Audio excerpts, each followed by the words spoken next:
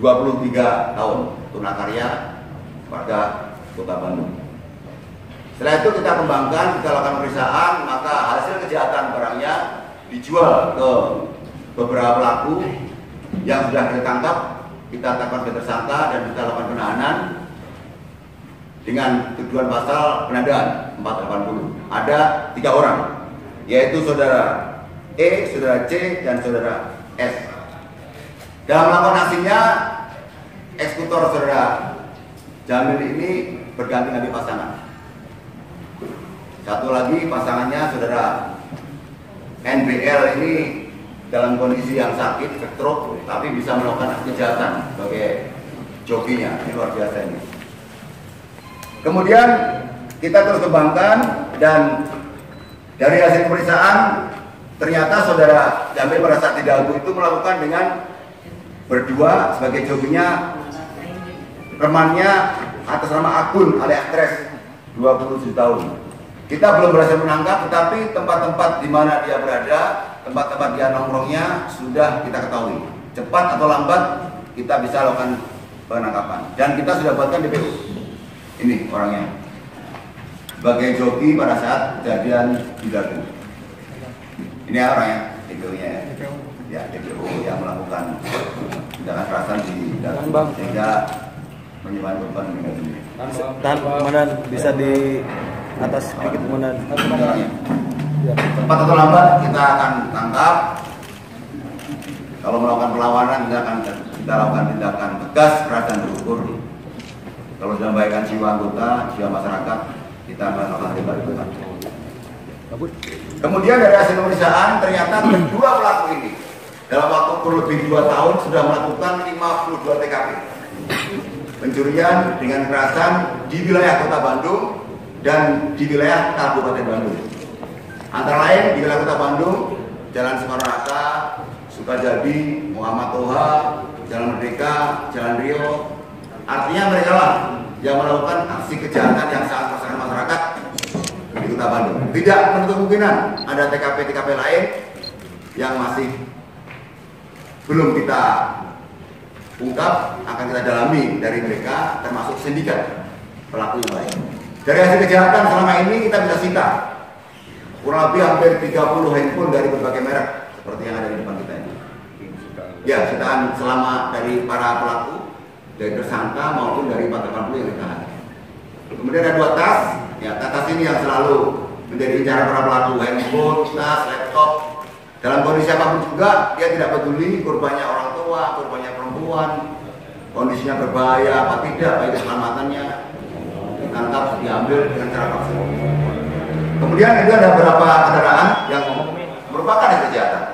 Artinya bahwa yang diincar tidak hanya handphone, tidak hanya tas. Kalau ada motor diambil.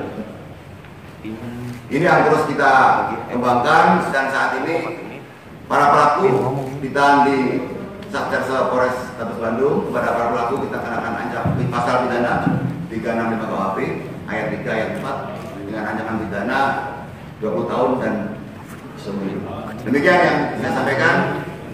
Mungkin ada yang perlu ditanyakan baik kepada saya. Ya. Ini kan bisa terbilang sadis ya Pak dalam melakukan aksinya, memakai senjata tajam atau dan lainnya setiap kali 52 itu. Ya. Sampai saat ini dalam pemeriksaan dia mengatakan tidak menggunakan senjata tajam.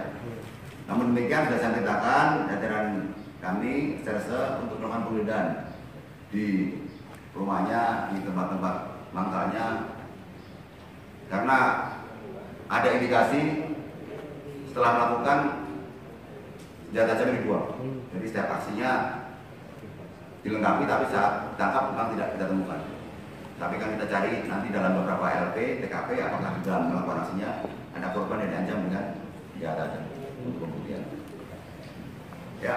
Kemudian apakah si pelaku ini untuk korban yang sampai meninggal dunia, apakah yang di Dago atau ada beberapa korban dari kekerasan yang dilakukan? Sementara di Dago, tapi kita ketahui bersama ada beberapa TKP yang korban meninggal dunia. Ada kemungkinan akan kita dalami apakah kelompok ini ataukah ada kelompok yang lain yang pernah ditangkap beberapa waktu sebelumnya, apakah ada korban. Tapi untuk yang tertangkap ini sementara yang kejadian dan Kalau misalkan kedua kelompok ini apakah DPO Polrestabes sudah sejak lama? belum, karena belum tertangkap. Jadi setelah ditangkap hasil pemeriksaan ternyata beberapa kali dengan dalam transaksinya berganti-ganti pasangan, termasuk satu ditangkap tuh yang bernama NBL, mana NBL? Tangan ya. Ini sakit apa? Stroke ya? Oh iya. Sakit, tapi dia masih melakukan aksinya. Yang kedua, ya, yang ini. Bisa tahan komentar. Ada satu perempuan yang ditangkap ini penada. Jadi penada setiap dapat aksi, handphonenya dijual kepada orang-orang yang mau membeli dengan harga yang sangat murah. Termasuk handphone ini yang masih kejar jatuh dijual hanya 550.000. Kemudian di tasnya ibu Rena ada 50.000, jadi 600.000 bagi dua, 300. Demikian ada pertanyaan Pak Wali sekarang.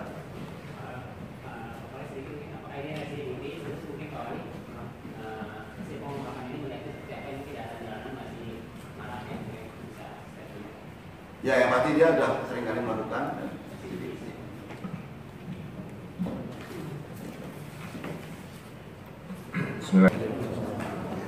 Alhamdulillah.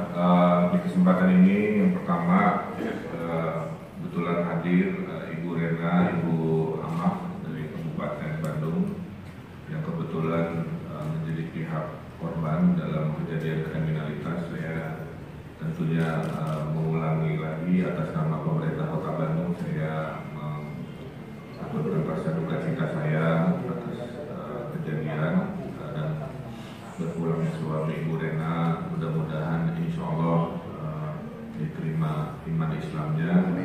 Ibu Rena, Ibu Ahmad saya doakan diberi kesabaran ya, atas takdir Allah ini dan kami terus berupaya supaya kejadian seperti ini tidak terulang. Yang kedua, harap dipahami Bandung ini kotanya sangat padat ya. Penduduknya kalau malam hari ini 2,4 juta, kalau siang hari nambah 1 juta, jadi 3,5 juta manusia bergerak di siang hari di Kota Bandung. Yang kedua, maka wisatawan pun yang datang 6 juta orang setahun kira-kira.